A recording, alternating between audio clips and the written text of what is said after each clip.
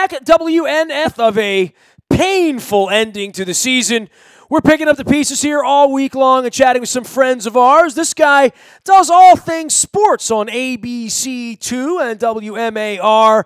He's also one of my hockey pals out there as well. We welcome Shawn Stepner back on, who is chasing the Blast around and the Terps and the Orioles and everything else because, quite frankly, when they close the lockers out, it becomes lacrosse season around here or something like that, right? That's right. We got indoor soccer. We got an off-season for the Orioles. Fan Fest coming up. We got some hockey down the road. Maybe I'll do a story on the hockey team. We got high school basketball, college basketball. The national championship is over, so Mike Loxley is heading to College Park. So we got a lot of stuff going on. Yeah, I know. The Orioles. Yeah. Well, yeah, before we get to that, I know your love for the Birds. I do have mad love for the Birds. I even have, orange hats and orange stuff around here, orange underwear, the whole deal. But it's Orioles season. But before we get there, the Ravens are going to dominate the news cycle here over the next 90 days in so many ways. There's going to be a Bisciotti press conference. They're going to figure out or not figure out this Harbaugh thing, which would be a bigger story if somehow they don't have a kumbaya. We don't have a 4-year or a 5-year extension for this whole thing. Then there's the fans and coming to the stadium, and the last couple of weeks of fans coming back out in PSLs. Boy, they're going to deal Flacco for whatever, a second-round draft pick or whatever, and Eric DeCosta's taking over. This is the beginning of the next chapter of the Ravens, I think, that begins right now. No doubt about it, for sure. On the Flacco thing, it's still fresh in my mind. You think they'll get a second-rounder for him? Because unless they're dealing with the Oakland Raiders, who can give out like first-rounders galore, I don't know. But you certainly hope so. But yeah, there's a lot to sift through in the coming days and, frankly, months for this Ravens team. And I think at the forefront is the Harbaugh situation and Lamar Jackson. First of all, what Harbaugh is going to do, how much control he stays, how he develops, how he improves, primarily with his passing game and the air attack, and how he develops his game with a full offseason as the number one starter. So it'll be interesting for sure. I don't know that we should be shocked that it ended this way, right? Like, that was a pretty nice little purple magic carpet ride they were on, including the Chiefs game and going out to Carson and beating up the Chargers, and the whole world's watching on a Saturday night before the holiday, and everybody was, maybe higher on them. Vegas wasn't so high on the youngest quarterback to ever start a playoff game, winning even a home game. And the formula, when it stopped working, I think we all knew they were going to be in trouble if they fell behind by 2 touchdowns, right? Like that wasn't going to be part of how they catch up. I think the question was how he played on Sunday, which wasn't very good. And, maybe our relative, that we shouldn't be shocked by that. And I'm shocked that he was sacked 7 times, quite frankly. And I know I have some numbers nerds that say running mobile quarterbacks get sacked more often because they elude more pressure to begin with. That they're always trying, and I would hope that he never gets sacked 7 times again. Yeah, I think, correct me if I'm wrong, but, I think it was just kind of a situation where he was in a point in the game where he's really never been in the National Football League. Sure. I mean, he was consistently dropping back. I mean, pass protection, we know, with this team is not the best, below average maybe, and he felt that pressure. I mean, Bosa and Ingram were relentless, and pressure was relentless, and they were getting dominated on both lines of scrimmage by the Los Angeles Chargers. And I think it's no coincidence that this was the first time that a team had seen Lamar a second time. They made adjustments. They had a game plan, and boy, did they whoop up on the Ravens and Lamar Jackson. And I think I tweeted this during the game at one point. He looked like a rookie that was below average throwing the football. And that's what he was all season. He got away with it for 7 games, and the Ravens got away with it for 7 games. And like you said, it was a really nice purple carpet ride. And listen, we all had that thought creep up in our mind on that last drive where he got the ball. It's like, could this happen again? are they going to do, even though they had been dominated for, 3+ quarters, 50, 59 minutes of the ball game, is Lamar going to take this team down the field, and are they going to score a touchdown in less than a minute? Sean, Luke elbowed me and said, these are the Chargers. This is, historically, these are the Chargers. Maybe, and it was not to be, alas, right? Right. Yeah, everybody, look, everybody, all your listeners had, I can guarantee, had that thought creep up in their mind, oh my God, is this going to happen? But no one really put too much stock in it, and for good reason. And look, I tweeted this in my prediction before the game. I said I did 23-16 Chargers a half hour before the game, and I think my reasoning and my bullet point in my tweet was I think Lamar's fumbling issues could be the difference, and they were not only early in the game, but they were the difference on the final offensive play of the season and the playoffs for the Ravens. I think the ball security, it's an understatement to say it's an issue. It might be his biggest issue.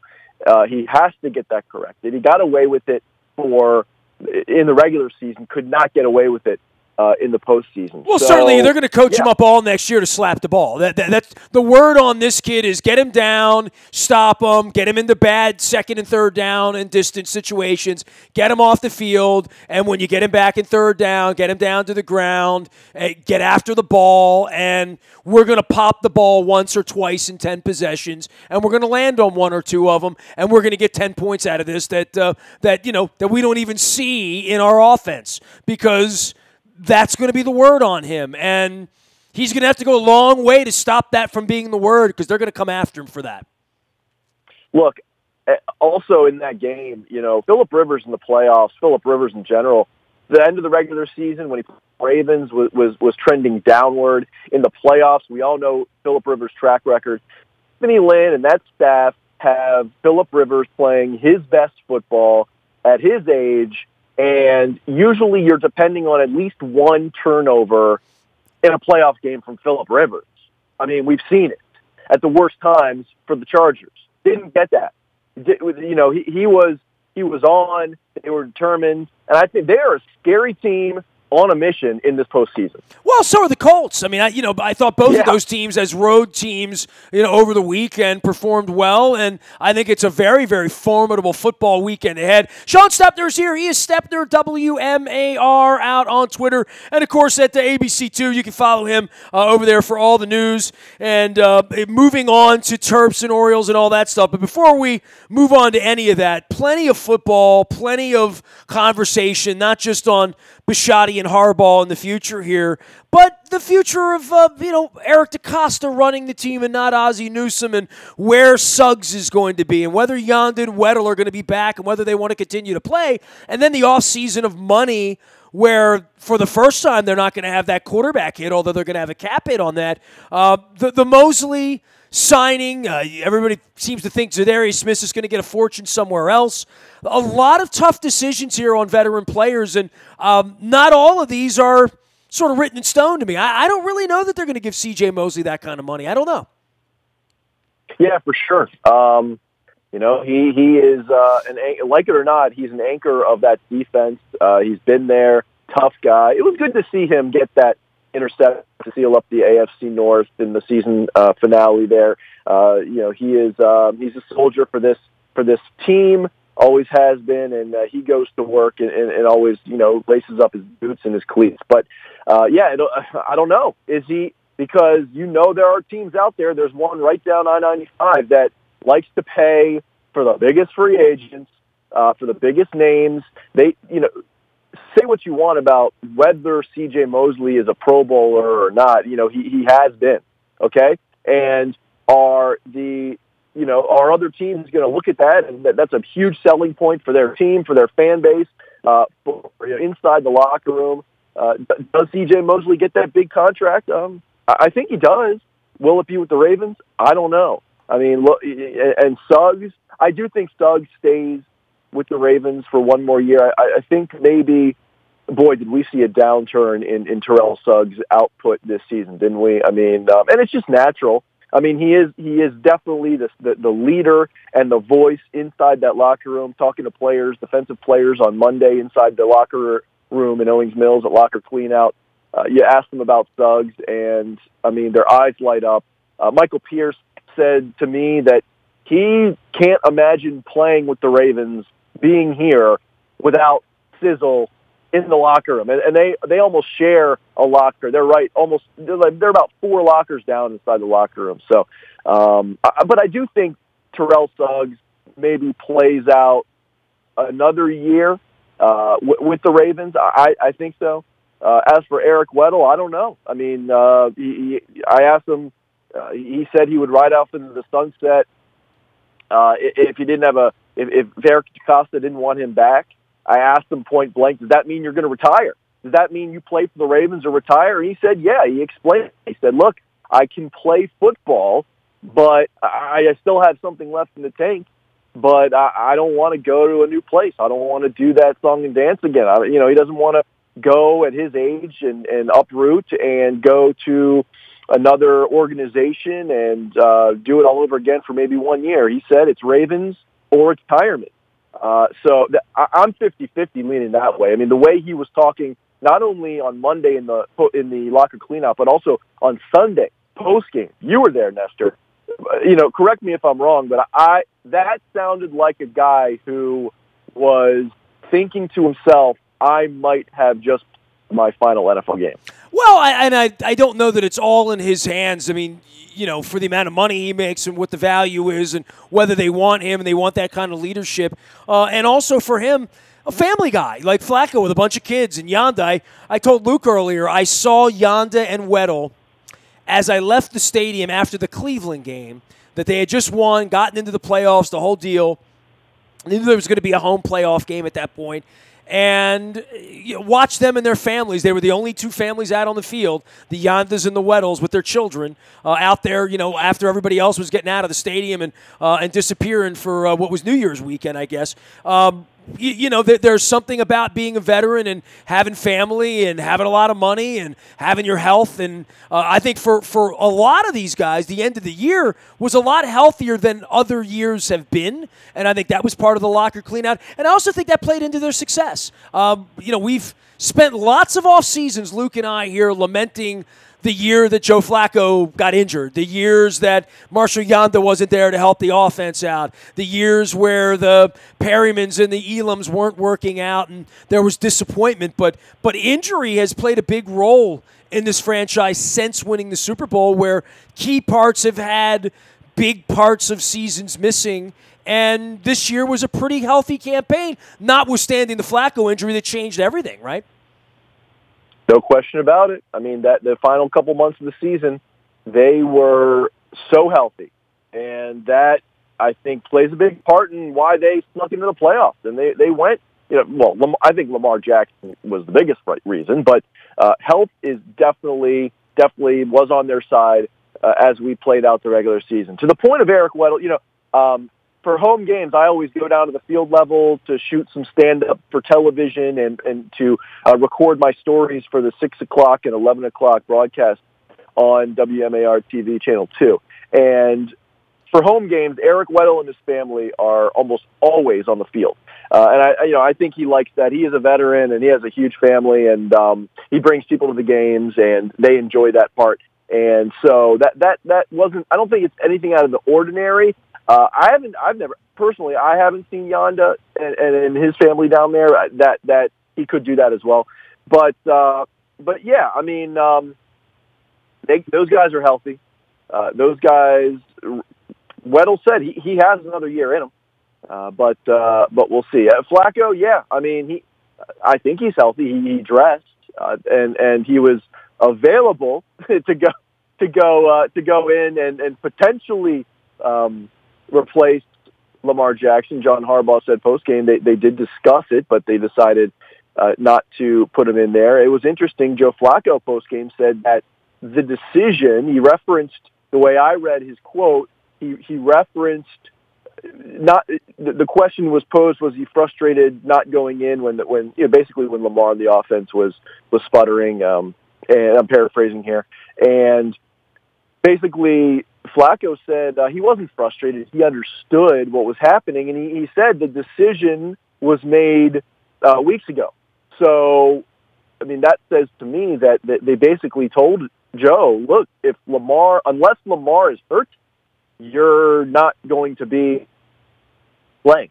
So I think that was the decision. They stuck by that. They were riding or dying with Lamar Jackson, and it was a wild card playoff death for the Ravens. Lots of moving parts for all Ravens fans to dissect. Shawn Stepner will be doing that at WMAR. You can follow him out on Twitter at Stepner WMAR as well. This is the point in the program where I get to transition, Shawn, and say, so, you're going to go down to spring training and do the Oriole thing, huh? And they give you the pass and you're in there. What's the story with the Orioles, right? Like, from a media standpoint, to circle them at Winter Carnival, whatever, you can sell Mike Elias all you want, but I'm wondering what happens when they roll the little white baseball out this year. Who pitches every night? Who hits every night? Who comes out of the bullpen every night? What this manager does. And just, look, dude, I don't know that it could be any worse than it was last year. I don't know. Whatever they roll out there, I don't think they'll lose 115 games again. I think that's hard to do. That is very hard to do. that is hard to do. In all of the seasons since the Baltimore Orioles came here, 54, in 1954? Never. So that won't happen again. Like your buddy Ovechkin says, we're not going to be effing sucked this year. Yes. We're not going to. I got a T-shirt that says we're not going to be sucked this year over the holidays, but for my wife. So thank you, Diana. But look, so it can't be as bad as last year, 2018. Will they lose 100 games? I think I would put money on it. I think maybe they get a little shot of adrenaline from the skipper, Brandon Hyde, the new guy, who, I've spoken with him a couple times, and he seems like he gets it. He is a very positive guy. He is ready for the challenge. He knows what he's up. He knows what he has in front of him, and he doesn't have a lot of good players, in my opinion, and everybody else who breaks down this roster. So who knows? I mean, I think all we can guarantee, and I think it's pretty safe to say, is that they lose more than they win. How much they lose, look, it's not going to be as bad as last year. And I don't think from a fan's perspective it can get any worse, because there was really no feeling of, how do you want to say it, an upside? There was no redeeming quality to anything that happened last year. I would agree with that. Yes. There was no sun at least peeking out through the gray clouds, right? I mean, there was the stupidity of allowing Duquette to deal off Gosman for a bag of baseballs and save a little bit of money and whatnot. I don't really think what they did was completely fair to the new regime to allow the old regime to deal useful parts. Yeah. I don't know where they were with Scope's head or whatnot. Dude, it feels foreign to talk baseball. This is the first baseball conversation I've had in like 6 weeks. The Lamar factor has certainly settled in. But I'm with you. So if the number's 99 in Vegas, and I don't even know what it is, I'm guessing you think they will lose 100, or you think they will – well, I guess the number would then be 62, right, or 63, right?